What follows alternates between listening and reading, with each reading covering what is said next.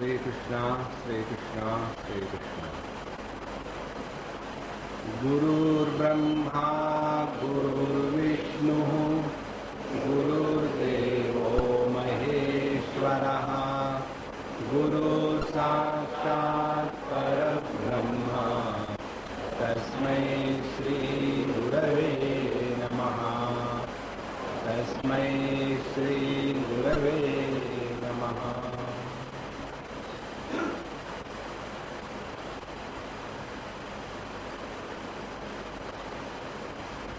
अब हम एकादश स्कंद के 20वें अध्याय में प्रवेश कर रहे हैं और इसमें भगवान ने ये जो तीन मार्ग है परमात्मा के प्राप्ति के, ज्ञान, कर्म और भक्ति, इन तीनों का बहुत ही सुंदर विश्लेषण किया है। उद्धव जी ने प्रश्न पूछा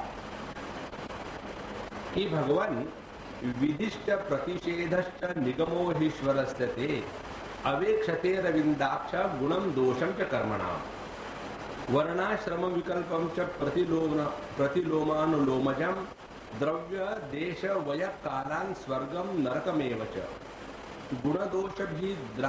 गुणदोषभिदा दृष्टिम अंतरेण वचस्तव निश्रेयसम कथम नृणाम निषेध विधि लक्षणम। यहाँ उद्धव जी महाराज प्रश्न करते हैं कि भगवान, वेद जो है वो ईश्वर के निश्वास से निकले हुए हैं, उसमें मनुष्य का हाथ नहीं है और इन वेदों ने ही कर्म के बारे में सब बताया है। और क्या क्या बताया है कि कौन से कर्म दोष युक्त है और कौन से कर्म दोष रहित है। तो कर्मों में गुण दोष का निर्णय शास्त्रों के आधार पर होता है, हमारे आधार पर नहीं होता। उसके बाद आपने वेदों के माध्यम से वर्णाश्रम क्या है और वर्णाश्रम में वर्ण संकर क्या है, इसके बारे में बताया। उसी प्रकार से योग्य देश क्या है, योग्य वस्तु क्या है, किसको पवित्र कहते हैं, किसको अपवित्र कहते हैं, इसका भी वर्णन आप ही ने अपने वेदों के माध्यम से किया है। इस प्रकार से जितने भी विधि निषेध है, जो करणीय और अकरणीय है, जो अच्छे हैं बुरे हैं, जो दोष युक्त है, जो दोष रहित है, इन सब के बारे में आपने ही वेदों के माध्यम से बताया है। और यही वेदवाणी बताती है कि पितर देवता मनुष्य के लिए श्रेष्ठ मार्ग क्या है, उनके लिए स्वर्ग मोक्ष इत्यादि वस्तु का बोध, कौन सा साधन किसने करना चाहिए, किसके लिए कौन अधिकारी है, ये सब आपने बताया। अब मेरा सवाल ये है, कहते हैं गुण दोष भिदा दृष्टि ही निगमाते नहीं स्वतः निगमे नापवादश्च भिदाया इतिह भ्रमः। अब हमको सवाल ये है कि भगवान सभी वेदों में गुण दोष का वर्णन करके ये बताया कि ये गुण युक्त है, ये दोष युक्त है। अब सवाल आगे ये आता है, एक बार तो आप गुण दोष की बात कर रहे हो और दूसरी जगह में कहते हो किसी में गुण दोष देखो मत। इसलिए इसमें संदेह नहीं कि गुण दोषों में भेद दृष्टि आपके वेद वाणी के ही अनुसार है, ये कल्पना नहीं है। फिर भी प्रश्न तो ये है कि आपकी वाणी भेद का निषेध भी करती है और भेद का प्रतिपादन भी करती है, और इसके कारण हमारे मन में भ्रम हो गया। तो बताइए इसका हम क्या करें। देखो ये जो प्रश्न है ना, ये इसी प्रकार का प्रश्न है। व्यक्ति के जीवन में सबसे बड़ी परेशानी जो है वो है अहंकार की, ईगो की। आज हम एक पुस्तक रिलीज करेंगे, ego and asset and liability. तो यह जो ईगो है यह आवश्यक भी है और इसी के कारण हम परेशान भी होते हैं। अब क्या करें इस ईगो का। इसी प्रकार से शास्त्रों ने विधि निषेध का वर्णन भी किया है, और वही शास्त्र कहते हैं कि किसी में भेद दृष्टि मत रखो। तो हमको बताइए कैसे इसको समझे। इस पर भगवान श्री कृष्ण उत्तर देते हैं, योगास्त्रयो मया प्रोक्ता नृणाम श्रेयो विदित्सया ज्ञानम कर्म च भक्तिश्च नोपायोन्योस्ति कुत्रचित् निर्विण्णानां ज्ञान योगो न्यासिनां इह कर्मसु तेष्व निर्विण्ण चित्तानां कर्म योगस्तु कामिनां यदृच्छया मत्कथादो जात श्रद्धस्तु यः पुमान् न निर्विण्णो नातिशक्तो भक्ति योगस्य सिद्धिदः। कोई भी मार्ग जो है ना, वो अपने में अच्छा बुरा नहीं होता। जैसे हमको कई बार लोग प्रश्न पूछते हैं, ये स्वामी जी बताइए, अब मैं 10वीं तो पास हो गई हूँ या हो गया हूँ, अब क्या अच्छा है?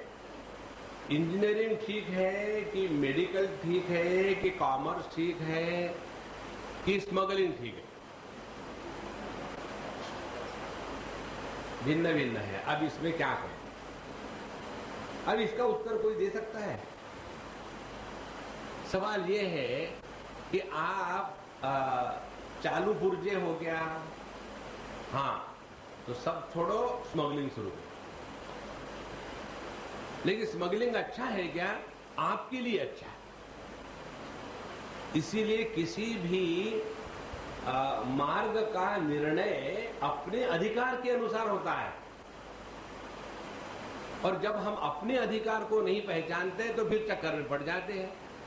इसी प्रकार से जहां भगवान ने गुण दोष का वर्णन किया है, वो इसलिए वर्णन किया है कि पहले अपने अधिकार को पहचानो और अपने अधिकार के अनुसार चलो। तो आपके लिए जो योग्य है वो गुणवान है, और आपके लिए जो योग्य नहीं है दोष युक्त है। अब बताओ, मिठाई अच्छी है कि बुरी है? अब यदि आप गोल मटोल हो और आपको बहुत जबरदस्त डायबिटीज हो गई है, तो आपके लिए वो जहर है। इसी प्रकार से अधिकार के अनुसार ही धर्म, अपने भक्ति, ज्ञान और कर्म का निर्णय होता है। इसीलिए हे उद्धव, मैंने वेदों में और अन्य भी शास्त्रों में मनुष्य का कल्याण करने के लिए श्रेयस विदित्सया, श्रेयस विदित्सया माने keeping in view the ultimate good of human being, ये ध्यान में रखते हुए कि इसके द्वारा सबका कल्याण होवे, मैंने 3 प्रकार के योगों का प्रतिपादन किया है। कौन से 3 योग है? एक तो है ज्ञान योग, दूसरा है कर्म योग और तीसरा है भक्ति योग। और ये 3 योगों को छोड़ करके दूसरा कोई भी उपाय नहीं है। अब यहां कोई अष्टांग योगी होंगे तो उनको बड़ा गुस्सा आएगा। फिर हमारा आसन, प्राणायाम, धारणा, ध्यान, समाधि, उसका क्या हो गया? देखो, ध्यान से सुनना। मार्ग आपको लक्ष्य के प्रति ले जाता है, और बीच में जो स्टेशन आते हैं वहां आपको चाय पानी पीने के लिए रुकना है, वहां बैठ नहीं जाना है।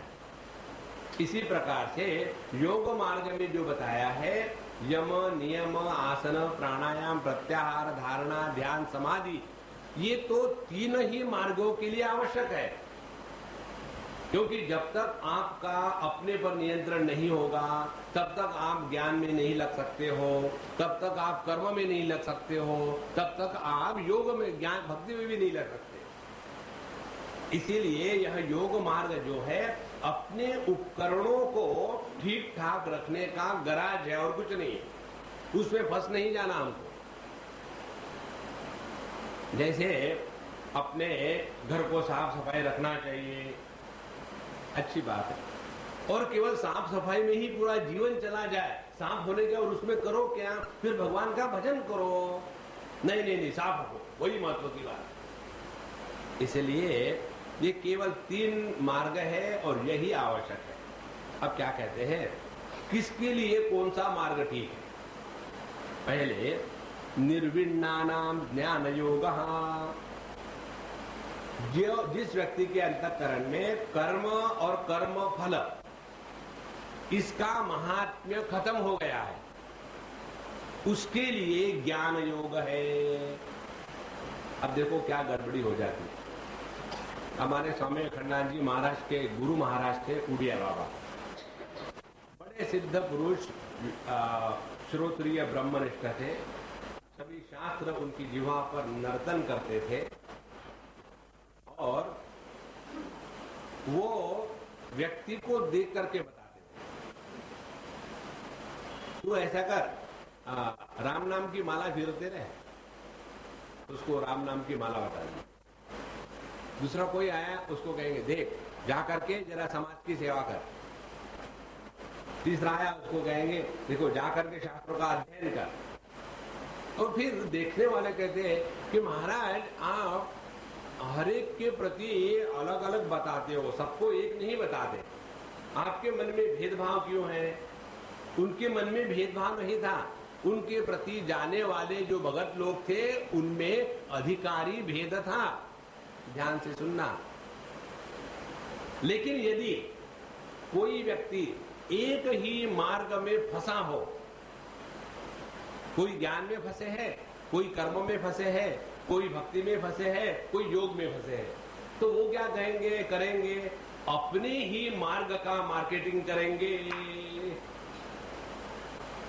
देखो भगवत गीता का यदि अध्ययन आप भगवान शंकराचार्य के अनुसार करें तो भगवत गीता में ज्ञान ही बताया है।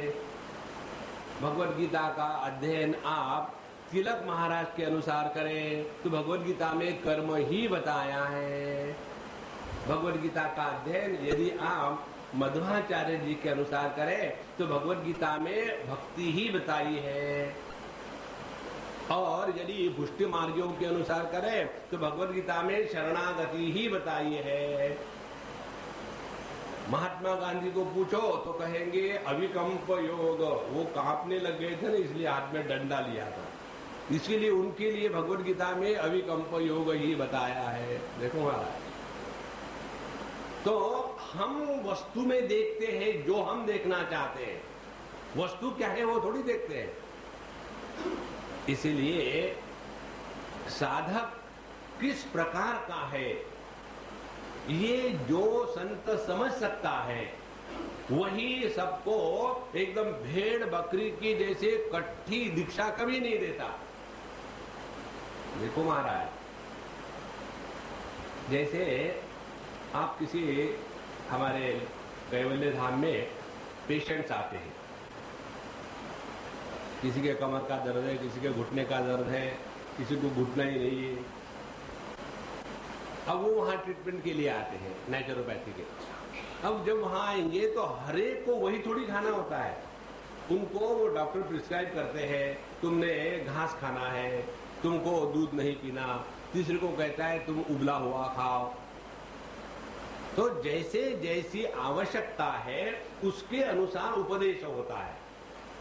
लेकिन जो अपने ही एक मार्ग में दुराग्रह करके बैठे हैं, जैसे समझो कोई भगवान कृष्ण के भगत है तो वो तो यही कहेंगे यदि आपको भला करना है ना सबको मारो गोली और केवल श्री कृष्ण शरणम मम, श्री कृष्ण शरणम मम लगाते रहो लगाते रहो। क्या होगा? कृष्ण भाग जाएगा।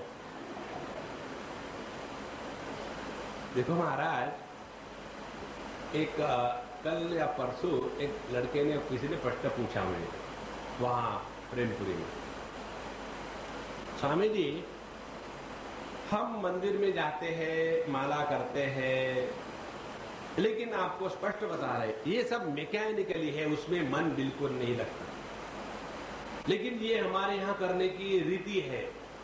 तो ऐसे अधमने से हम जो कर रहे हैं तो क्या करें, इसमें आनंद नहीं आ रहा है। तो हमको आप बताए। हमने कहा बंद कर डालो, एकदम बंद कर डालो। ध्यान से सुनना संतो, जिस क्षण आपके जीवन में कोई भी बात मैकेनिकली होने लग गई, आप प्रकृति के गुलाम बन गए हो। Repetition is possible only in matter. देखो परमात्मा में रिपीटेशन नहीं होता, इसीलिए प्रत्येक क्षण जो है एकदम ताजा, एकदम नया। और इसीलिए साधना यही है कि नित्य निरंतर अपने अंतःकरण की प्रसन्नता ज्यों की त्यों रहे। फिर उसके लिए चाहे आप कर्म करो या भक्ति करो या ज्ञान करो या योग करो, वो महत्व की बात नहीं है। इसीलिए जीवन में मैकेनिकल कभी कोई होना नहीं चाहिए। तो जो लोग इस प्रकार से, जिनके जीवन में कर्म का महात्म्य नहीं है, अब कर्म फल की कोई अपेक्षा नहीं है, जगत से मन काफी उपरत हो गया है, ऐसे व्यक्ति को बताते हैं शास्त्रों का अध्ययन करो। और शास्त्रों का अध्ययन कौन कर सकेगा? जिसका मन दुनिया में नहीं दौड़ता वो। देखो, कई बार हमको लोग प्रश्न पूछते हैं ना, लिख करके पूछते हैं, और जब हम उन प्रश्नों को पढ़ते हैं तो उन प्रश्नों को पढ़ करके पता चलता है कि उस व्यक्ति की गहराई कितनी है, कितनी गहराई से प्रश्न पूछे हैं। क्या केवल ऊपर ऊपर के तय पर है, एट द सरफेस लेवल, और that person was able to dive deep. Now to such a person who is able to dive deep, there cannot be a casual talk. और जिनके प्रश्न ऐसे होते हैं, तो आमिर जी हमारे बच्चे हमारी बात मानते नहीं, तो हम क्या करें? तो मैं तुम्हारी बात मान लेता हूं, मुझे बताओ। देखो, जब तक हम इन चीजों से ऊपर नहीं उठेंगे तब तक के ज्ञान मार्ग, शास्त्रों का अध्ययन, उसके अनुसार जीवन को चलाना संभव नहीं। तो निर्विण्णानाम ज्ञान योगो न्यासिनाम इह कर्मसु, और इसके विरुद्ध जिनके हृदय में कर्म और कर्म फल, इनके प्रति वैराग्य नहीं हुआ है, तेषु अनिर्विण्ण चित्तानाम, जिनके चित्त में वैराग्य का अभी जन्म ही नहीं हुआ, उनको कर्मयोग हातु कामिनाम, उनको भगवान बताते हैं कि ऐसे व्यक्ति ने निकम्मा नहीं बैठना चाहिए। जीवन में ध्यान से सुनना, कर्म नहीं करना है, कर्म योग करना है। शास्त्र कर्म का प्रतिपादन नहीं करते, शास्त्र बताते हैं हमको कर्म योग में निष्ठा प्राप्त करनी है। कर्म और कर्म योग में फर्क क्या है? जिस कर्म को हम अपने मर्जी के अनुसार करके परेशान रहते हैं, वह कर्म रोग है। कर्म योग क्या है? जो हमको करणीय है उसको करके इस कर्म के चक्कर से बाहर निकलने की प्रक्रिया जिसमें होती है, उसको कर्म योग कहते हैं। अभी हमारे मन में जगत के प्रति, कर्म के प्रति आसक्ति है तो कोई बात नहीं, करो मेहनत, और मेहनत करते करते एक दिन ऐसा आएगा कि मन में प्रश्न आएगा कि मैंने इतने सालों से इडली डोसा इडली खा रहा हूं, आगे क्या? क्या पूरे जिंदगी में इडली डोसा खा के मर जाऊंगा? और भगवान पूछेंगे, भाई तूने क्या किया था? तुमको भेजा था चेन्नई कुछ नहीं, इडली डोसा खाया। इसीलिए एक हाथ बार व्यक्ति के अंतःकरण में ये जिज्ञासा जागृत हो जाती है। देखो ध्यान से सुनना, हमारे मन में जिज्ञासा जागृत दो प्रकार से होती है। एक प्रकार ऐसा है कि जगत में वही काम करते करते करते करते उसमें आदमी ऊब जाता है। वही उठो, वही ऑफिस पे जाओ, फिर वहां जाके सो जाओ, अब कब तक सोते रहे?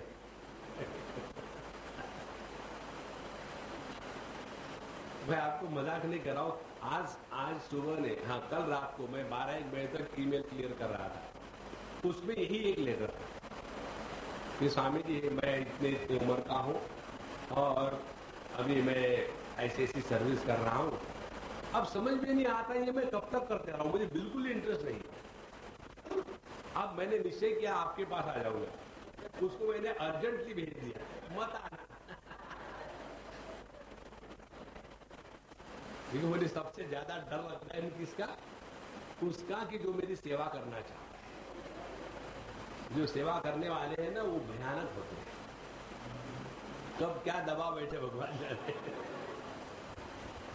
तो अब उनका कहने का तात्पर्य ये था उनके पत्र में कि स्वामी जी अब हम ऊब गए हैं, किसी चीज में मन नहीं लगता, नौकरी को जाते हैं वहां मन नहीं लगता, और हम अकेले रहते हैं तो मन में बड़े विक्षेप आते हैं, लेकिन भोग की इच्छा करें तो उसमें भी मन नहीं लगता। मुझे तो ऐसे लग रहा है कि बस मैं अपने आप को मिटा डालूं। ये जो स्थिति आती है ना, इसका कारण ये है कि अब हम जगत से ऊब गए हैं। तो ऐसे व्यक्ति को क्या उपदेश करना है, तो उसको हमने लिखा है कि ये तुम्हारे बड़े अच्छे लक्षण हैं। कॉन्फिडेंस तो डेवलप करना पड़ेगा ना, नहीं तो है तो ऐसा हो गया, तू तो गया गया मर गया। नहीं। एक हमारे मित्र है, उनके पिता, उनके फादर इन लॉ, अब उनको जो है बिल्कुल पूरा बॉडी में फैल गया है, और डॉक्टर ने बता दिया कि now last stage has come, don't, there is no way out, अब कोई संभव नहीं। तो हमको ले गए, स्वामी जी आप आइए कुछ बताइए। हमने कहा आपने उनको बताया क्या? बोले नहीं। बताओ मत, चुप रहो। बोले लेकिन स्वामी जी ये बात ठीक है क्या कि उसको नहीं बताना? हमने कहा पाप मुझे दे दो, मैं पाप खाता हूं, और आप जितने उनके आखिरी के दिन है, महीना 2, 6 महीने, 4 महीने, उनको मौज में रहने दो, उनको अभी से बता मत देना। अरे बाप रे बाबू जी, डॉक्टर ने कहा था 6 महीने, अभी तक कैसे नहीं मरे आप? 8 महीने हो गए।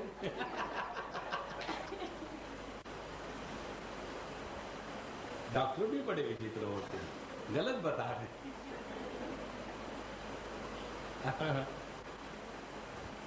तो पहले हमने उनको किसे कहा कि देखो तुम्हारे ये लक्षण बड़े अच्छे हैं, अब तुम अधिकारी बन गए हो, सत्संग में जाओ, साधु संतों के चरित्र पढ़ो, शास्त्रों का अध्ययन करो, और अपने आप को अकेले मत रखो। ये धीरे धीरे करते जाओगे तो अपने आप योग्य मार्ग पर आ जाओगे। तो जब व्यक्ति के अंतःकरण में जगत में जीने का कोई लाइफ ही नहीं रहता, आप क्या करें, किसी में इंटरेस्ट नहीं आता, खाने को छोड़कर, नहीं तो सोने में।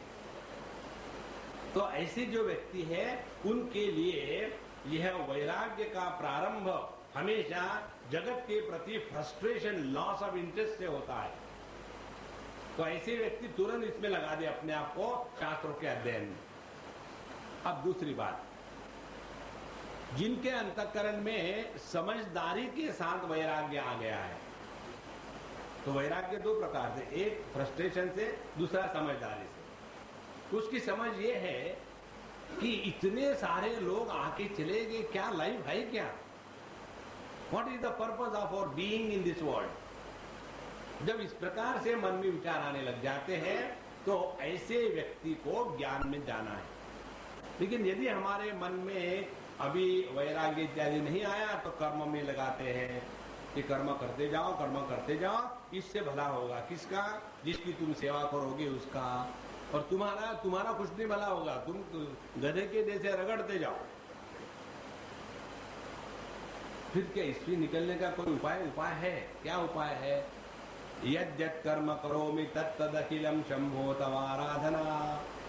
कर्मयोग और भक्ति योग का जो ब्रिज है वो ये है। तो कर्मयोग बताता है जो आपको करनी है उसको करो। दूसरी बात, यदि आप किसी का भला कर रहे हो, किसी से कोई अपेक्षा मत रखना। निरपेक्ष कर्म करने के पद्धति को कर्मयोग कहते हैं। तो ये जैसे निरपेक्षता से, निष्कामता से कर्म करते जाएंगे तो धीरे धीरे अंतःकरण शुद्ध होगा, और जितना अंतःकरण शुद्ध होगा उतनी तत्व जिज्ञासा जागृत अपने आप हो जाती है।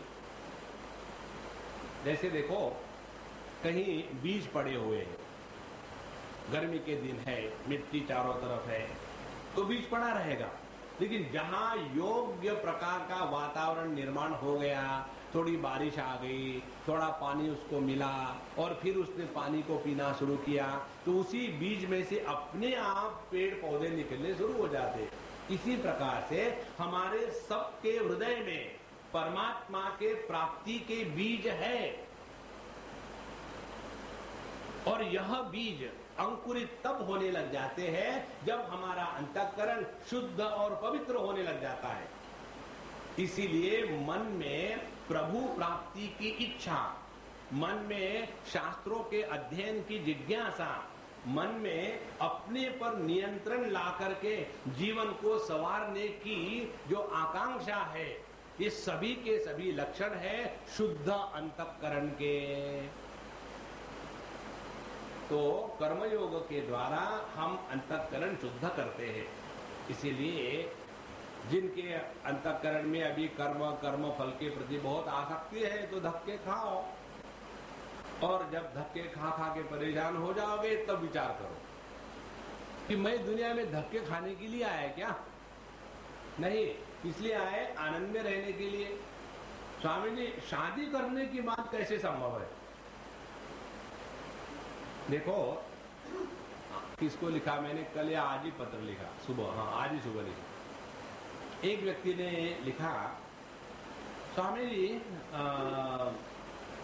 हमारा मन अभी काफी ठीक हो गया है जब से हम आपके पीछे लगे हुए हैं, लेकिन बीच में मनीराम महाराज भड़क जाते हैं और 4-6 दिन हम बड़े परेशान रहते हैं, लेकिन फिर वापस आ जाते हैं। तो ऐसा न होवे, ऐसा आशीर्वाद दीजिए। हमने कहा, देखो महाराज, मैंने आज तक किसी को आशीर्वाद नहीं दिया, तो don't expect wrong things from me. तो फिर हमने कहा, जरा विचार ऐसा करो, किस प्रकार से, यदि हमने बहुत अध्ययन किया और परीक्षा में नहीं बैठे तो डिग्री मिलेगी क्या? परीक्षा में यदि आपको डिग्री मिलनी है तो परीक्षा में बैठना जरूरी है ना।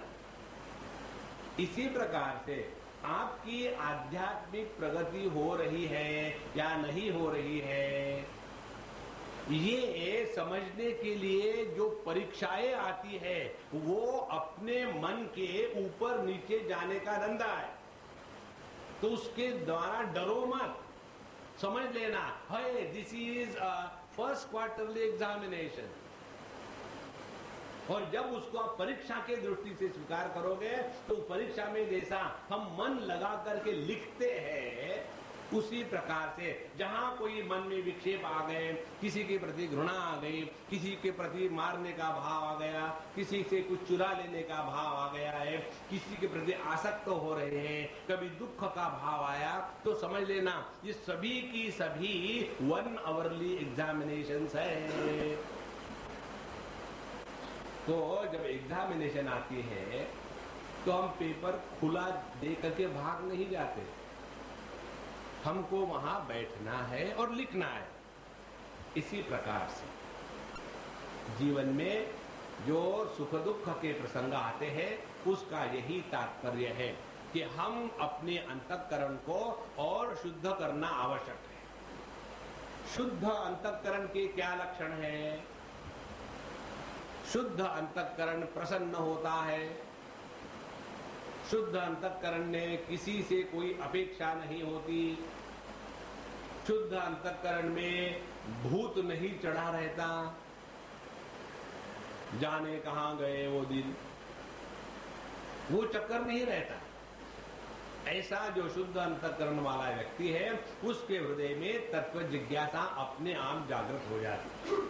आगे कहते हैं, यदृच्छया मत कथादौ जाता श्रद्धस्तु जब पुमान न निर्विण्णो नातिसक्तः भक्ति योगस्य सिद्धिदः। अब तीसरे प्रकार के व्यक्ति है जिनमें ना तो आसक्ति है ना तो वैराग्य है, माने दोनों भी पूरा नहीं है। पूर्ण वैराग्य हो तो ज्ञान में जाएगा, पूर्ण आसक्ति हो तो कर्म में जाएगा।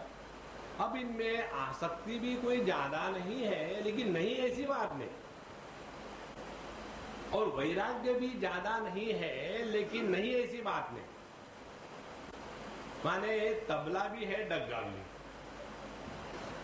तोड़ा तोड़ा ये, तोड़ा तोड़ा वो। न हमारे जो दक्षिणी है ना, दक्षिणी लोग जहां हकार जिसको कहते हैं, जैसे होता है ना क और ख, क का ख कब बनता है? जब उसमें के और के हेच, तो ख बन गया। ड और ढ, तो डी एंड डी हेच, तो इस हेच जो है उसको संस्कृत में महाप्राण कहते हैं। ये महाप्राण साउथ इंडियन लोगों में बदलता रहता है।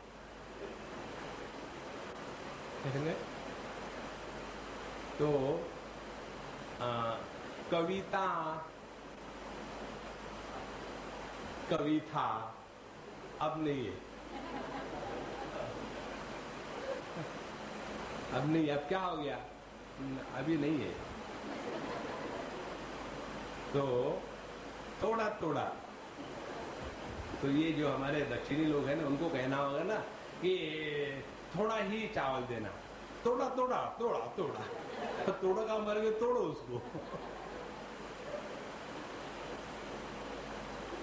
इस जगत में जितना आनंद है और कहीं नहीं है। तो ज्यादा आसक्ति भी नहीं है, लेकिन पूर्ण वैराग्य भी नहीं है।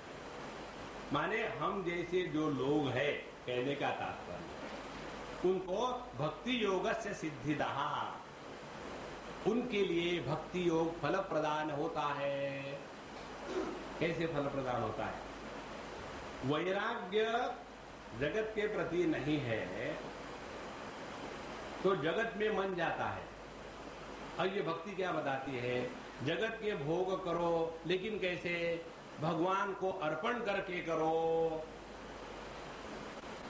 तो जगत के भोग जब भगवान को अर्पण करके किए जाते हैं तो वो भोग नहीं रहते हैं, वो प्रसाद बन जाते हैं। पंजाबी वो प्रसाद बन गए। तो यह भक्ति योग जो है, जो आसक्ति या वैराग्य को लेकर के मॉडिफाई करके वही हमको साधना में चलाता है। इसी प्रकार से यदि हमारे अंतःकरण में पूर्ण आसक्ति का अभाव नहीं हो, थोड़ी हो थोड़ी नहीं हो, तो कोई बात नहीं, जो थोड़ी बहुत आसक्ति बची है उसको प्रभु के चरणों में लगा दो। इस प्रकार से भक्ति योग हम में ऐसी प्रक्रिया निर्माण कर देता है कि जगत के प्रति वैराग्य अपने आप प्रारंभ हो जाएगा जहां हम अटके हुए हैं, और आसक्ति जो प्रभु के चरणों में होनी चाहिए थी वो कम है तो वो भी धीरे धीरे बढ़ जाएगी। इस प्रकार से यह भक्ति योग हमको अंतःकरण को शुद्ध पवित्र करके परमात्मा के दिशा की तरफ मोड़ देता है। अच्छा, अब ये जो 9वां श्लोक है 20वें अध्याय का, बहुत प्रसिद्ध श्लोक है। तावत् कर्माणि कुर्वीत न निर्विद्येत यावता मत्कथा श्रवणादौ वा श्रद्धा यावन्न जायते। हमको अपने जीवन में कर्म कर्म कर्म तब तक करने हैं जब तक के हमारे हृदय में वैराग्य का उदय नहीं होता। यदि जगत के वस्तु, व्यक्ति, भोग, देश, काल, परिस्थिति, इनके प्रति अभी भी हमारे मन में यदि आसक्ति बनी हुई है तो हमको जीवन में कर्म में रहना चाहिए, निकम्मे मत बैठो। और दूसरी बात, मत कथा श्रवणादौ वा श्रद्धा यावन्न जायते। और यदि आपके मन में भगवान की कथा, श्रवण, नाम, संकीर्तन, सत्संग, इसमें यदि मजा आने लगे तो फिर आप कर्म के क्षेत्र से बाहर आ गए हो और भक्ति के क्षेत्र में प्रवेश कर गए हो। देखो, कर्म और भक्ति का मूल भेद यही है। कर्म जड़त्व प्रधान होता है और भक्ति चैतन्य प्रधान होती है। तो हमको भक्ति कर्म की जड़त्वता से हटा करके, जड़त्व से हटा करके चैतन्य के क्षेत्र में प्रवेश देती है। इसीलिए कब तक हमको ये सब करता रहना पड़ेगा? जब तक के दो में से एक बात न हो। यहाँ तो हमारे अंतःकरण में अब जगत से कोई अपेक्षा नहीं, एकदम मस्त हो गए अपने में। ध्यान से सुनना, आप बिना कुछ किए यदि बोर नहीं हो सकते, बिना कुछ किए यदि दूसरे को परेशान नहीं करते हो, कई लोग होते हैं स्वयं कुछ नहीं करेंगे दूसरे को परेशान करेंगे, वो नहीं, बिना कुछ किए यदि शांत बैठ सकते हो, मन में विक्षेप नहीं, तो आप ध्यान के अधिकारी है, तो आप शास्त्र के अध्ययन के अधिकारी। लेकिन ये संभव नहीं तो कोई बात नहीं, भगवान की कथा श्रवण मजा आता है, फिर वही करते रहो, फिर आपको कर्म से छुटकारा मिलेगा। इस प्रकार से स्वधर्मस्थो यजन यज्ञ ही अनाशी काम उद्धव न याति स्वर्ग नरकौ यज्ञन्यन्न समाचरे। इस प्रकार से अपने वर्ण आश्रम के अनुसार अपने धर्म में स्थित रह करके यज्ञों के द्वारा बिना किसी आशा और कामना से जो मेरी आराधना करके निषिद्ध कर्मों से दूर रहकर केवल विहित कर्मों का ही आचरण करे तो उसे स्वर्ग या नरक में जाना नहीं पड़ता। स्वर्ग नरक ये कर्म के फल है, अपने इष्ट देवता के लोक की प्राप्ति ये भक्ति का फल है, और ज्ञान का फल है यहां और अभी। कर्म का फल प्राप्त होता है मृत्यु के बाद। भक्ति भी आपको ले जाएगी, उपासना ले जाएगी अपने इष्ट देवता के दरबार में मरने के बाद। लेकिन यह जो ज्ञान है सद्यो मुक्ति, यहां और इसी समय केवल अपने को पहचानना मात्र है। इसीलिए यह जो जीवन मुक्त पुरुष होते हैं अपने मस्ती में रहने का कारण क्या है, वो इस प्रकृति के माध्यम से अभिव्यक्त हो रहे हैं, लेकिन उनमें ये भ्रांति नहीं है कि उनकी असली आइडेंटिटी क्या है। यही जीवन मुक्ति का आनंद इस ज्ञान के द्वारा प्राप्त होता है।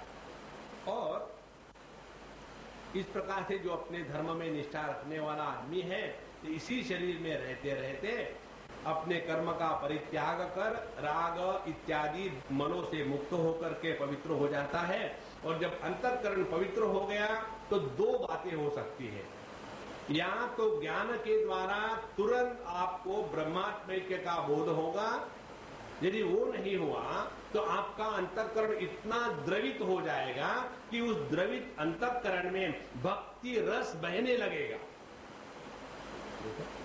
दो में से एक बात होगी। तो सबका तात्पर्य क्या निकला?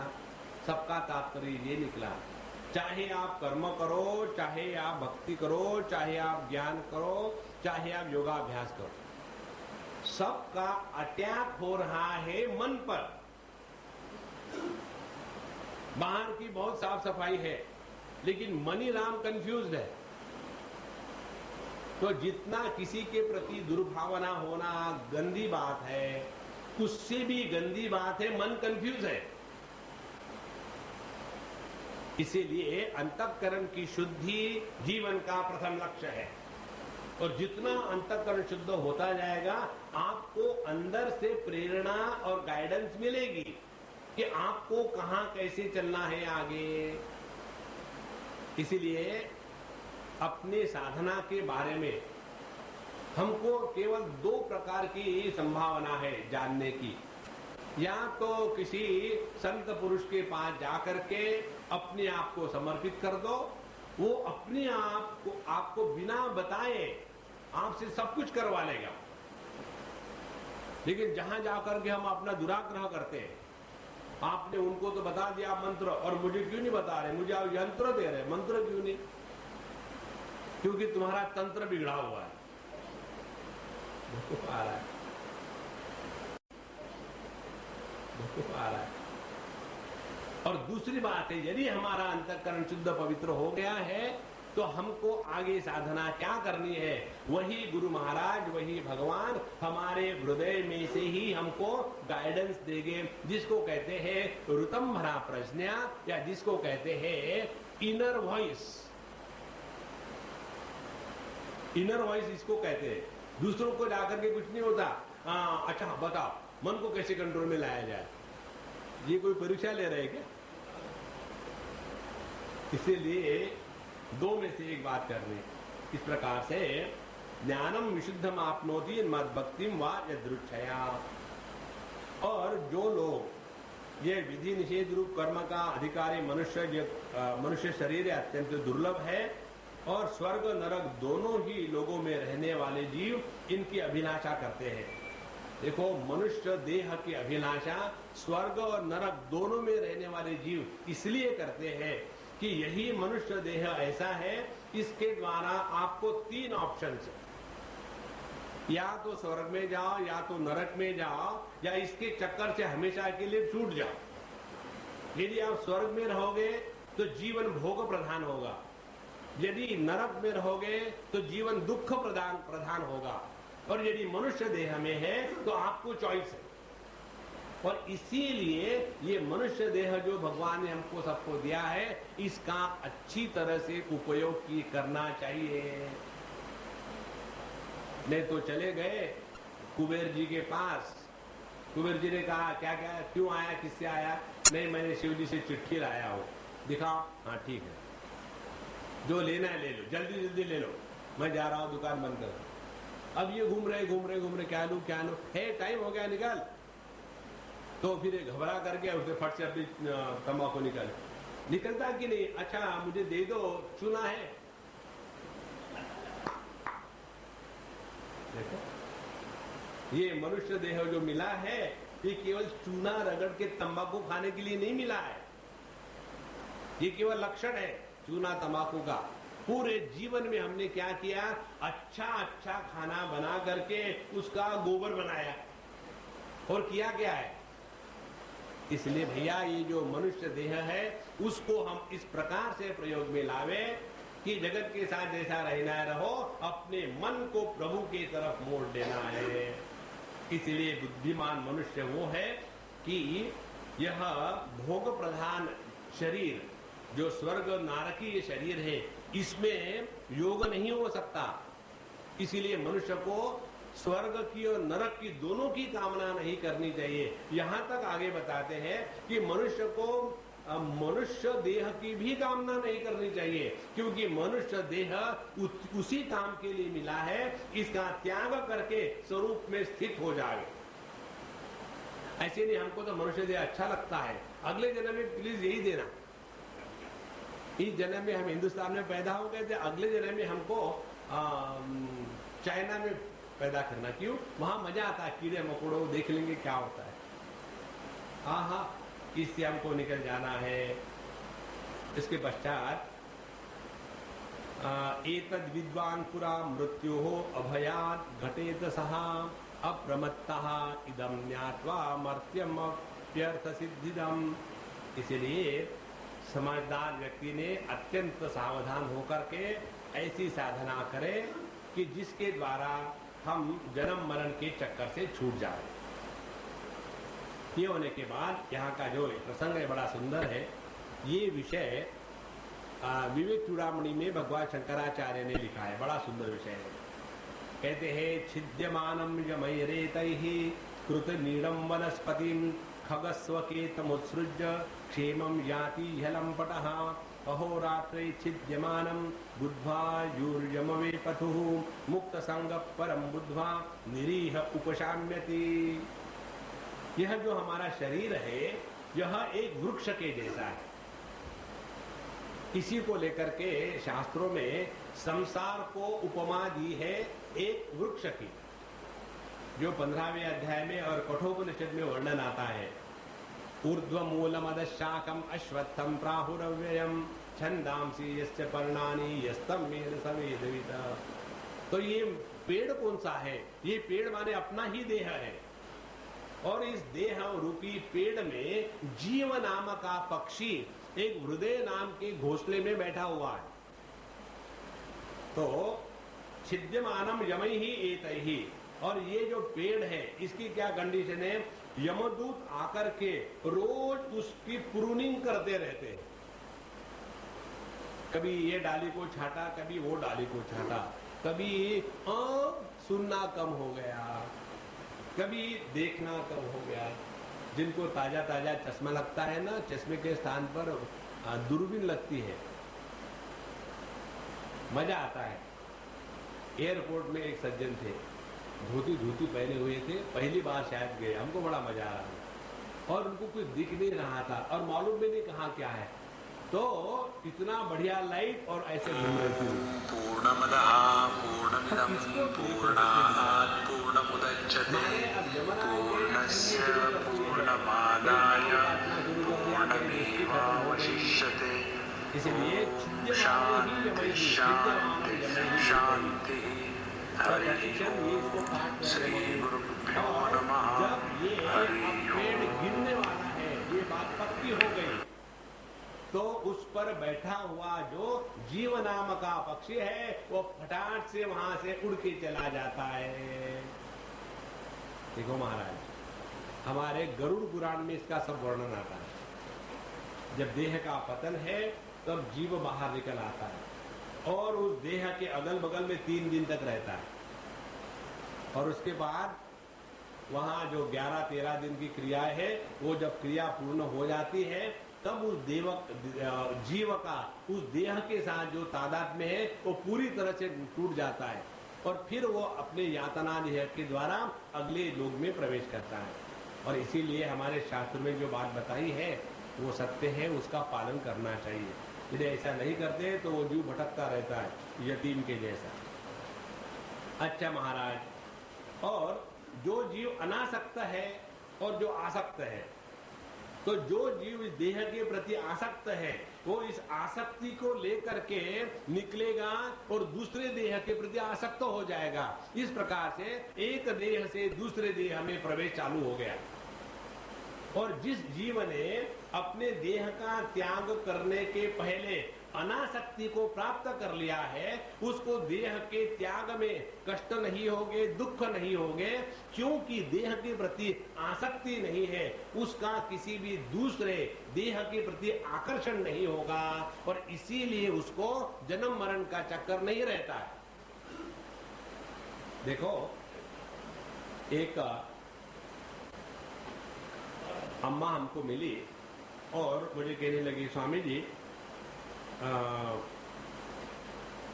इसके बारे में मुझे बताइए कि हमको जो लड़का हुआ है, सब कहते घर के लोग कि ये जो लड़के के दादाजी थे, माने उसके पति का जो पिता था, वो मरने के बाद यहाँ पैदा हुआ इस घर में।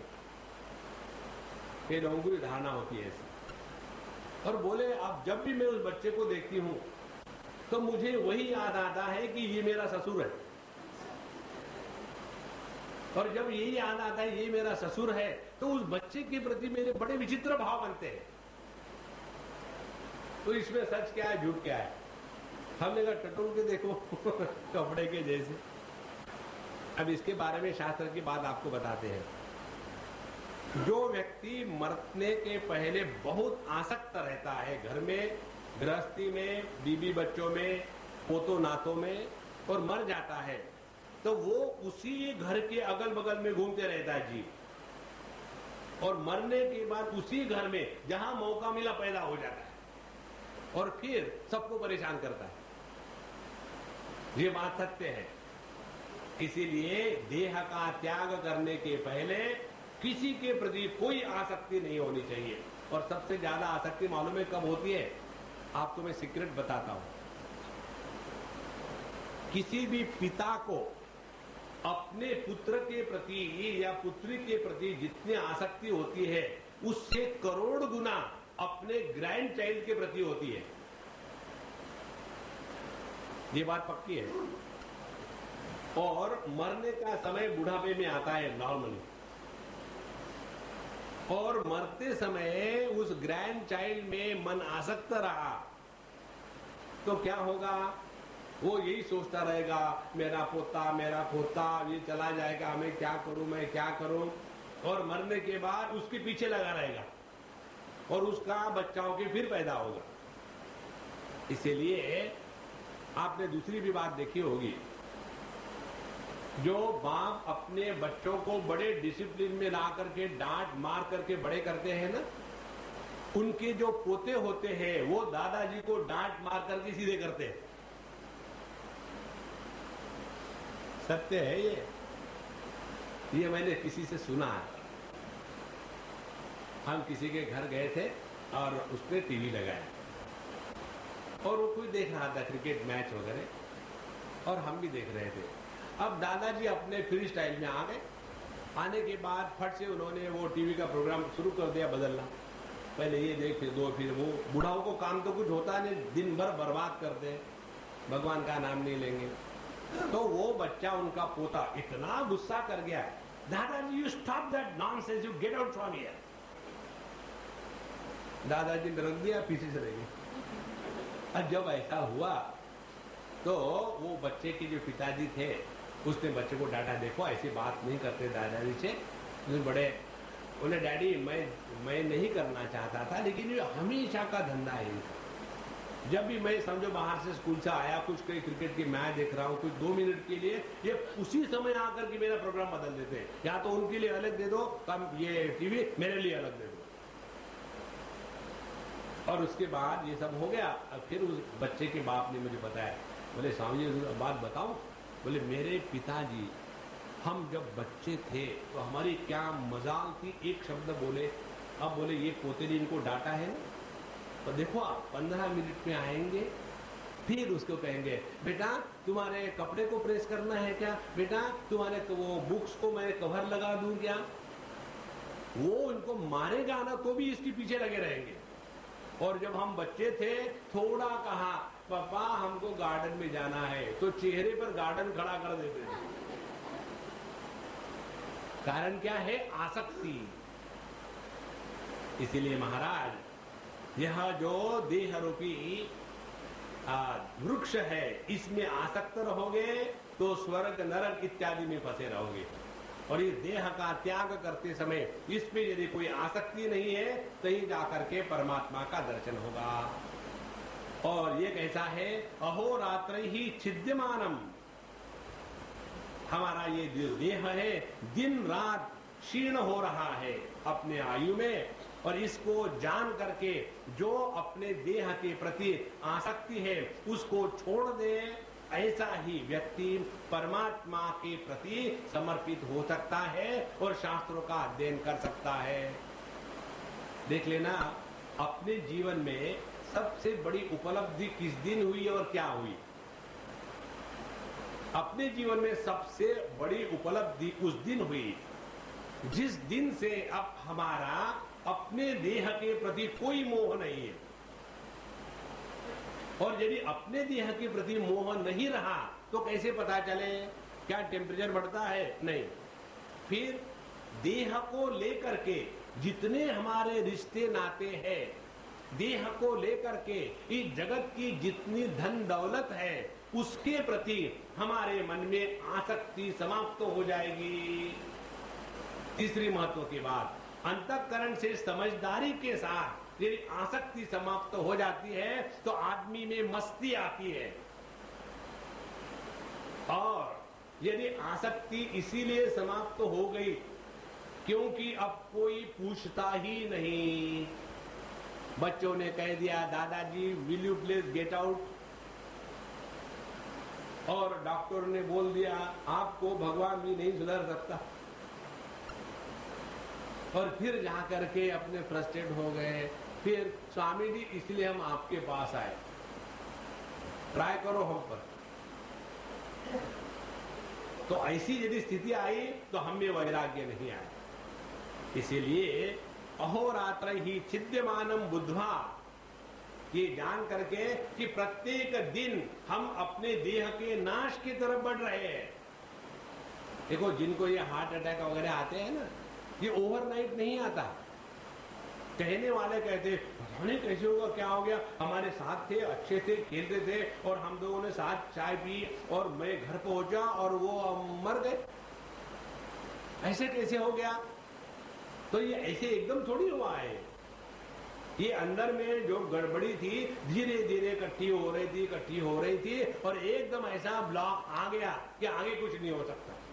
इसी प्रकार से एक एक क्षण अपने जीवन का हमको मृत्यु की तरफ खींच रहा है, इसके बारे में जो जागृत रहेगा वो अपने देह के प्रति आसक्त नहीं रहेगा, और आसक्ति कम होगी तब जाकर के प्रभु का चिंतन या ज्ञान की जिज्ञासा हो सकती है। इसलिए यह मनुष्य शरीर नृदेहमाद्यम सुलभम सुदुर्लभम प्लवम सुकल्पम गुरुकर्णधारम मयानुकूलेन नमस्वरेतम पुमान भवाब्धिम न तरेत स आत्मा। इसलिए यह सभी अनर्थों का मूल होने के बावजूद भी यह मनुष्य देह ही हमको परमात्मा की प्राप्ति करा सकता है। तो ऐसे मनुष्य देह का प्राप्त होने के बाद गुरु जो कर्णधार है, हमारे जीवन की नौका को इस भव सागर से ले जाने के लिए, ये सब कुछ मिलने के बाद भी यदि हम अपना भला न करें तो उससे ज्यादा बड़ी आत्महत्या क्या हो सकती है। इसलिए कहते आत्महत्या। ये शब्द ईशावास्योपनिषद में भी आता है। वहां तृतीय मंत्र में कहते हैं उपनिषद, असुर्या नामते लोका अंधेन तमसा वृता चांस्ते प्रेत्याभिगच्छन्ति ये केच आत्महनो जना। जो आत्महत्यारे हैं वो इस मनुष्य देह को प्राप्त होने के बाद पूरा जीवन आलस्य, निद्रा, प्रमाद, भोग और अनेक प्रकार की विविध कल्पनाओं में ही उन्होंने नष्ट कर दिया। इसीलिए ये जो मोह की मदिरा चढ़ी हुई है, इससे हमको हटना है। देखो, कोई व्यक्ति ऐसा है कि किसी से झगड़ा नहीं करता, अपने घर में रहता है और बड़ा शांत है, और उसके बाद समझो कोई ना किसी को म्यूजिक का शौक है, किसी को पेंटिंग का शौक है, किसी को घूमने का शौक है, ऐसा कोई व्यक्ति है, तो क्या उसका भला नहीं होगा? ध्यान से सुनना। चाहे आपको तंबाकू की आदत हो, चाहे आपको गुटखे की आदत हो, चाहे आपको मदिरा की आदत हो, चाहे आपको बड़े बड़े बढ़िया बढ़िया खाना खाने की आदत लगी हो, चाहे आपको अपने अधिकार जमाने की आदत लगी हो, चाहे आपको संगीत का आनंद लेने की मस्ती आती हो, इस सभी के सभी भिन्न प्रकार के मोह की ही लक्षण है। एक बार हरिद्वार ऋषिकेश में कहीं बाबा जी लोगों ने एक अभियान चढ़ा, नशा निर्मूलन अभियान, और एक फक्कड़ानंद महाराज के पास पहुंच गए। वो मस्त रहते थे अपने, उनके पास पहुंचे, बोले बाबा जी आप इस पर दस्तखत करो और ये हम करेंगे, अभियान को चला रहे हैं। तो उन्होंने कहा मैं दस्तखत करूंगा, लेकिन मुझे पहले बताओ नशा किसको कहते हैं, जिस नशा की आप बंदी करना चाहते हो। बोले नशा वही है, दारू, गांजा, अफीम साधुओं में बहुत हो रहा, उसकी नशा। बोले मैं आपको और बताता हूं, साधुओं में भी पैसे की नशा होती है, मेरे इतने चेले हैं उसकी नशा होती है, मेरे इतने आश्रम है उसकी नशा होती है, मेरा ऐसा स्वास्थ्य है उसकी नशा होती है, मेरे इतने पुस्तक पब्लिश हुए उसकी नशा होती है। तो नशा किसकी नहीं होती? यही तो मोह है। इसीलिए हमको इस सबसे निकल जाना है, और सबसे निकल जाना तब होगा कि जब हमारा अपने देह के प्रति जो मोह है वो समाप्त हो गया। इसीलिए भैया ये जो मनुष्य देह मिला है इसमें से हम निकल जावे। अब दूसरी पद्धति से विचार करो, यदि हम खा इसलिए रहे हैं ताकि भजन ठीक हो, यदि हम सो इसलिए रहे हैं ताकि भजन करते समय नींद ना आवे, हम सो इसलिए रहे हैं कि सत्संग में खर्राटे न मारे, हम अपने को बढ़िया व्यायामशाला में ले जाते हैं और बड़े बड़े एक्रोबैटिक्स करते हैं इसलिए ताकि स्वास्थ्य ठीक रहेगा तो भगवान की सेवा कर सकेंगे। इस दृष्टि से आप कुछ भी करो तो वो सेवा है, वो आपकी साधना है। माने जिसके द्वारा हम देह से अपने तादात्म्य को छोड़ने की प्रक्रिया प्रारंभ करते हैं वो साधना है, और जिसके द्वारा इस द्वैत के जगत में फंसते हैं, फिर वो कितना भी बढ़िया काम क्यों ना हो, वो केवल मोह का ही लक्षण है। इसीलिए केवल अपने अच्छाई पर ज्यादा मत फिदा होना, उससे निकल जाना है हमको। न वही आदमी, उसको कहते हैं तुष्टि भाव। तुष्टि भाव प्राप्त होने के बाद आदमी की साधना रुक जाती है। समझो आप भगवान के भगत हो और रोज समझो आप 1 लाख का जप करते हो, राम राम राम राम राम, तो उसमें तुष्ट मत होना, फिर बढ़ाना, 1 लाख क्यों 10 लाख होना चाहिए। तब जाकर के धीरे धीरे हम इस मोह माया के चक्कर से निकल जाएंगे। इसलिए जो ये नहीं करता और अपने अधःपतन में पड़ा रहेगा, उसने अपना सत्यानाश किया।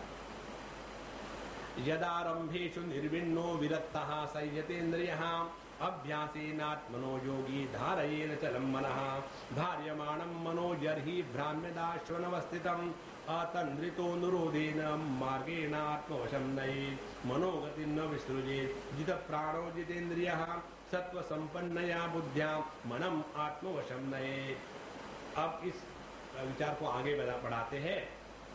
जब दोष दर्शन के कारण कर्मों से मन उद्विग्न हो गया और कर्म फलों के प्रति विरक्ति जागृत हो गई, तो ऐसे व्यक्ति ने क्या करना चाहिए? ध्यान से सुनना। जब हमको जगत के कार्यकलापों में मजा नहीं आता, तो इसका अर्थ ये नहीं कि लाइफ में मजा नहीं आता।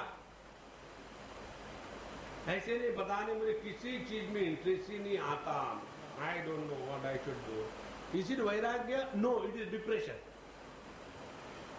वैराग्य में उत्साह बना रहता है, डिप्रेशन में हमारे साथ जो आएगा वो भी डिप्रेस हो जाएगा। देखो, डिप्रेशन इज हाईली कॉन्टेजियस। तो जब हमारे जगत अंतःकरण में जगत के कर्मों के प्रति वैराग्य, भोगों के प्रति वैराग्य हो गया, तो क्या करना? तुरंत अपने आप को योग साधना में लगा दो। ध्यान से सुनना। वैराग्य का थोड़ा ही आग लग जाए तो उसी को आगे बढ़ा करके उसकी एक भव्य अग्नि तैयार करनी है। और वो तब होगी जब हमारा मन, हमारे इंद्रिय, हमारी बुद्धि अपने वश में होगी। तब जिसका अपने मन पर, अपने बुद्धि पर, अपने इंद्रियों पर नियंत्रण नहीं है, वो वैराग्य टिकता नहीं। इसीलिए भगवान कहते हैं कि जगत के भोगों के प्रति दोष दर्शन के कारण जब वैराग्य आ गया, तो व्यक्ति अपने आप को अष्टांग योग की साधना में लगा दे। देखो, अष्टांग योग का स्थान कहाँ है? हमको अपने प्रकृति पर नियंत्रण करना है, और यह जो नियंत्रित प्रकृति है, इस नियंत्रित प्रकृति को या तो तत्व के अनुसंधान में लगाओ या तो परमात्मा के भक्ति में लगाओ। जिसका अपने पर नियंत्रण नहीं है, वो ना तो भक्ति कर सकता है, ना तो तत्व का अनुसंधान कर सकता है, ना तो वो कर्म योग कर सकता है। आलसी आदमी कर्म योग नहीं करता। इसीलिए योगाभ्यास का तात्पर्य हमको अपने आप को फिट रखना है। जब फिट रहेंगे तभी कर्म योग होगा, ज्ञान योग होगा, भक्ति योग होगा। जो अनफिट है वो सबसे करवा लेगा। इसीलिए अपने आत्मानुसंधान के द्वारा मन परमात्मा में निश्चल रूप से स्थापित करे। और यदि मन इधर उधर भटकता है तो कोई बात नहीं, मन को जरा सावधानी से पकड़े और धीरे धीरे यतो यतो निश्चलति मनश्चंचलमस्थिरम ततस्ततो नियम्येतद् आत्मन्नेव वशं नयेत्। जैसा जैसा मन इधर उधर भटकता है उसको समझाओ, फुसलाओ, प्यार करो और धीरे धीरे मन को अपने मार्ग में ले आओ। इस प्रकार से ऐसी स्थिति आनी चाहिए कि हमारे प्राण, हमारे मन एक क्षण के लिए भी अपने मर्जी से कुछ ना करे, हमारा नियंत्रण पूर्ण रूप से उसमें चलते रहे। और इस प्रकार सत्व संपन्न बुद्धि के द्वारा मन को अपने वश में कर लेना चाहिए। जैसे घोड़े पर बैठे हुआ आदमी, वो अपने मर्जी से घोड़े को चलाता है, और घोड़े भी जानते हैं जो बैठा है वो नवरदेव है कि कौन है। देखो, एक बार हम केदारनाथ जा रहे थे, तो हमारे साथ काफी लोग थे। एक थक गए, बोले स्वामी जी मैं थक गया हूं, मैं क्या करूं? मैंने घोड़े पे बैठो। बोले मैं गिर जाऊंगा? तो नहीं गिर जाऊंगे आप। कैसे? हमने कहा आपसे घोड़े समझदार है, वो जानते हैं कि किसको गिराना चाहिए, किसको नहीं गिराना चाहिए। तो बोले ठीक है, हाँ ठीक है। वो बैठे और गिर गए। बोले स्वामी जी, हमने कहा वो जानते थे कि आपको गिराना चाहिए। तो इसी प्रकार से हमारे जो इंद्रिय के घोड़े हैं, ये विचार आता है कठोपनिषद में, आत्मानं रथिनं विद्धि मन प्रग्रहवान नरहा शरीरम रथ विद्धि। तो शरीर जो है रथ है, शरीरी जो रथी है, और इंद्रियाणी हयानाहु, इंद्रिय हमारे घोड़े हैं। तो इनको हम बुद्धि के सारथ्य के द्वारा मन के लगाम के माध्यम से नियंत्रण में रखें। तो ऐसा करते करते धीरे धीरे मन वश में आ जाता है, और जिसने अपने आप को पूर्ण रूप से वश में लाया है वही मनुष्य कहलाने के लायक है, अन्यथा अगले जन्म में आपकी सीट रिजर्व हो गई। अच्छा महाराज, ऐसा जो व्यक्ति है अपने मन को, बुद्धि को नियंत्रण लाया, अब इस मन का आगे क्या करना है? आगे ये करना है, अब ये मन का तो जगत में कोई मतलब नहीं। अब इस मन को लगाना है तत्व चिंतन में। तत्व चिंतन में कैसा लगाना है? यह सृष्टि कैसे निर्माण होती है? तो परमात्मा और उसकी जो आदि शक्ति है, जिसको सांख्य शास्त्र प्रकृति कहते हैं, तो ये प्रकृति, और फिर ये प्रकृति की प्रथम अभिव्यक्ति है, उसको कहते हैं महत्तत्व। और उसी के बाद 3 प्रकार के अहंकार, और फिर 3 अहंकारों से, तमोगुणी अहंकार से जड़ जगत की उत्पत्ति, रजोगुणी अहंकार से सभी इंद्रियों की इत्यादि उत्पत्ति, और सत्व गुण के अहंकार से हमारे अंतःकरण मन की उत्पत्ति। और इस प्रकार से फिर ये जगत का मामला शुरू हो जाता है। तो फिर करना क्या है? अपने जड़ वस्तुओं से हट करके, भोगों से निपट करके इंद्रियों पर आ गए, और इंद्रियों को अपने अपने कारण में लय कर दिया।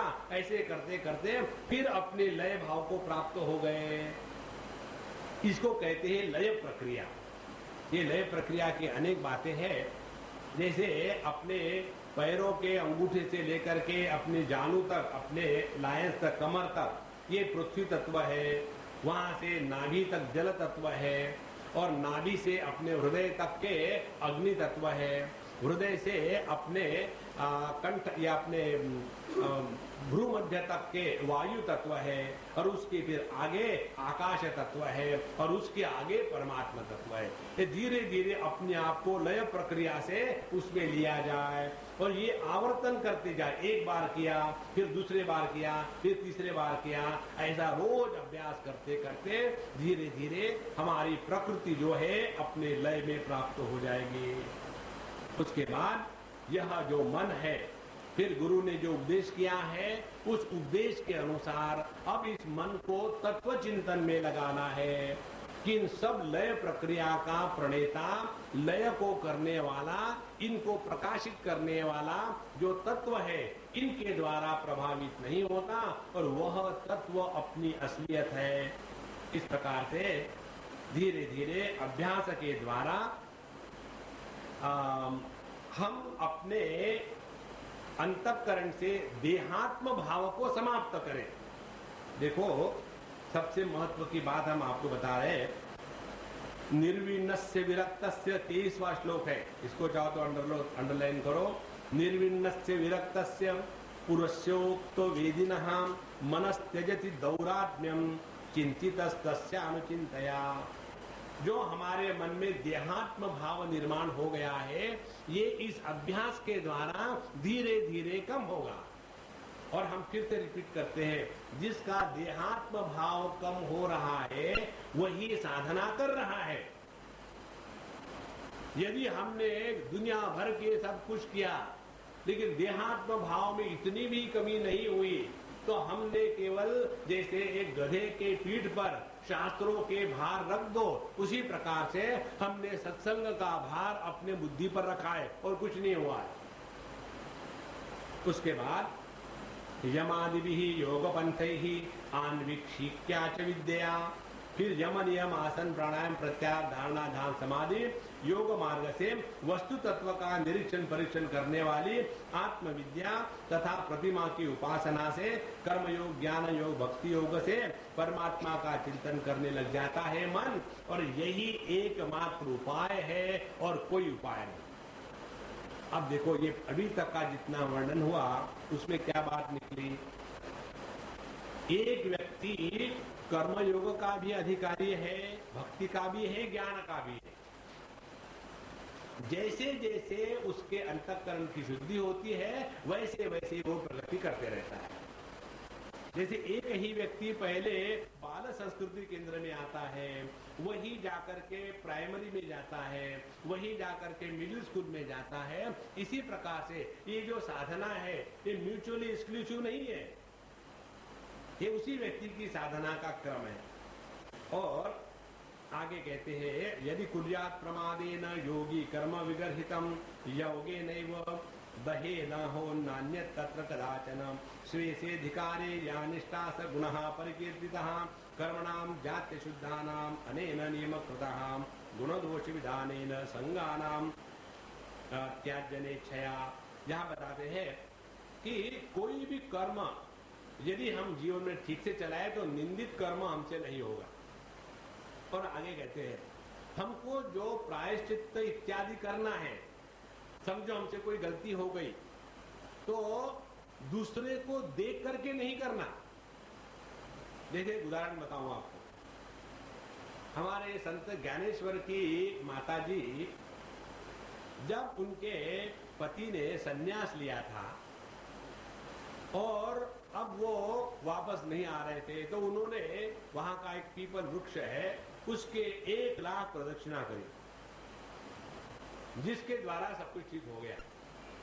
हाँ, हम सोचे ये फार्मूला मिल गया। हाँ, ये हर एक व्यक्ति को अपनी साधना योग्य प्रकार से करनी है। नहीं तो वो कहते हैं वैष्णो देवी का व्रत हम भी करेंगे, वो कहते हैं संतोषी माता का व्रत हम भी करेंगे, फिर गए वृंदावन, वहां तो राधे राधे कृष्ण को भी डिलीट कर दिया। ऐसे से कुछ नहीं होगा। इसलिए अपने मन के स्थिति को पहचाने। यदि हम समझो कर्मयोग करने वाले हैं तो उनके लिए जैसे अपने निष्ठा में बताया है उसके अनुसार से करें, तो क्या अपने कर्मों को सुचारू रूप से मुक्त संगत समाचर, यही पापक क्षालन की विधि है। यदि हम योगाभ्यासी है तो योगाभ्यासी के लिए पापक क्षालन की विधि है प्राणायाम। यदि हम भक्त है तो पापक क्षालन की विधि है भगवान के 10 माला और फिरा लेना। और यदि हम ज्ञानी है तो अपने तत्व चिंतन को और सूक्ष्मता से लंबे देर तक ध्यान में बैठा रहना। इस प्रकार से पापक क्षालन की विधि हमारे अंतःकरण को शुद्ध करके फिर तत्व का दर्शन कराती है। इस प्रकार से जो गुण दोष है ये साधक के आवश्यकता के अनुसार समझने चाहिए। कोई भी वस्तु केवल दोष युक्त या केवल गुण युक्त नहीं होती, ये आप समझ लो। यही शास्त्र का निर्णय है। इसलिए जितना हो सके उतना जगत से उपरत हो जाओ। जात श्रद्धो मत कथासु निर्विण्णः सर्वकर्मसु वेद दुखात्मकान कामान परित्यागेप्यनीश्वरः ततो भजे तमाम प्रीतः श्रद्धारो दृढ़ निश्चयः जुषमाणश्चतान कामान दुखो दरकाश्च गर्हयन। तो साधक हमेशा सभी गलत कर्मों से और कर्म के आसक्ति से दूर हो जाए और अपना मन भगवान की श्रद्धा के साथ लीला कथा में लगा दे, तो धीरे धीरे उसके मन में त्याग के सामर्थ्य की जागृति होती है और फिर वो इस दुखमय जगत से अपने मन को हटा करके भगवान के भक्ति में प्रेम में लग जाता है।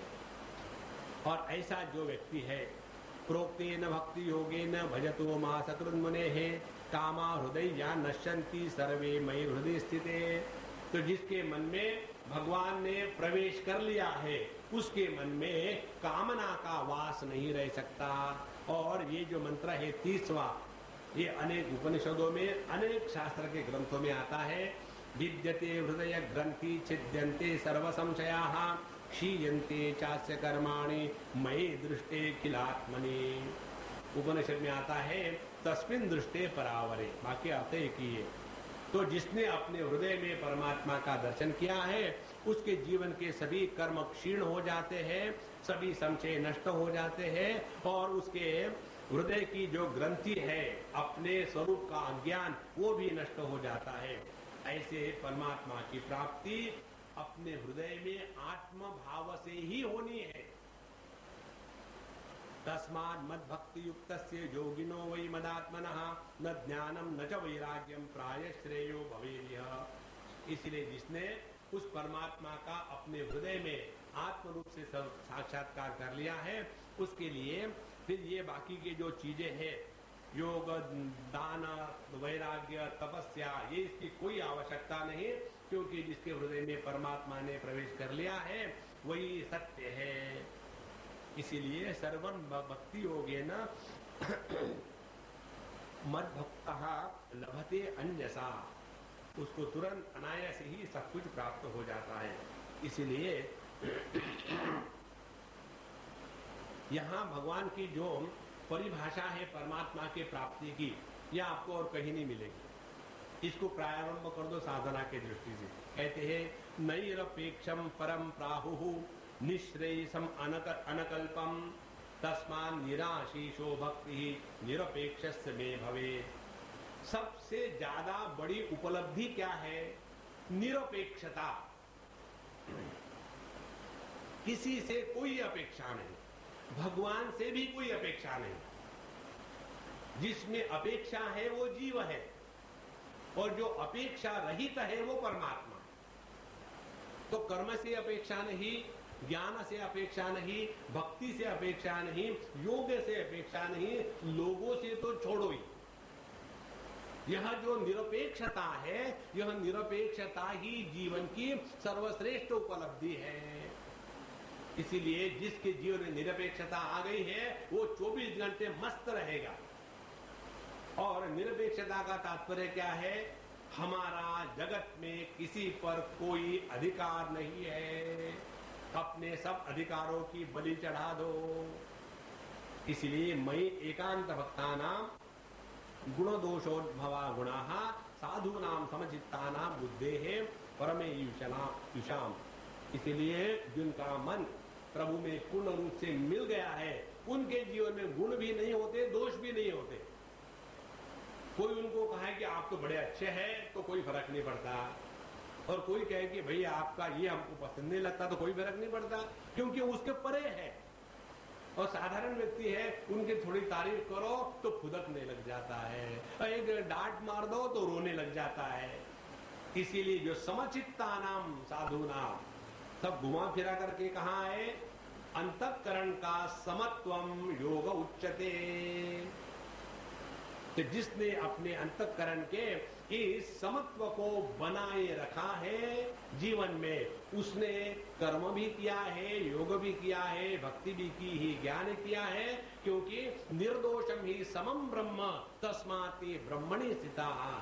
परमात्मा ब्रह्म भी केवल समत्व है, उसमें कोई दोष नहीं है। तो दोष क्या हो गया? विषमता को दोष कहते हैं और समत्व को परमात्मा की प्राप्ति कहते हैं।